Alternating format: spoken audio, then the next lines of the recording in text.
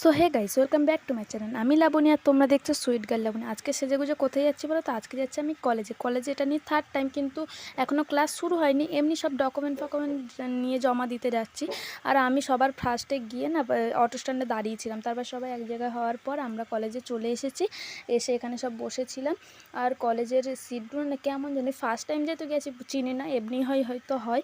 যাই হোক, তেমন থাক মতো। তারপর কাউকেই চিনি না, সবাই যে যার মতো বসে গল্প করছে। তারপর আমরা কলেজ দিয়ে বেরিয়ে এখানে কলেজের সামনে একটা পকোড়ার দোকান আছে, সেখানেই আমরা খাওয়ার জন্য গেছি। আর আমি না দীনবন্ধু এন্ড্রুস কলেজে পড়ি। তোমরা কারা কারা এই কলেজটাকে চেনো প্লিজ কমেন্টে জানিও।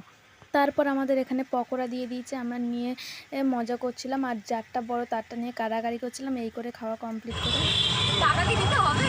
না না না, আর এরা এখানে বলছিল যে খেয়ে দিয়ে কেউ টাকা দেবে না, সে যা বাড়ি চলে যাবে এই পথ দিয়ে অন্য রাস্তা দিয়ে, এই বলে মজা করছিলাম। আর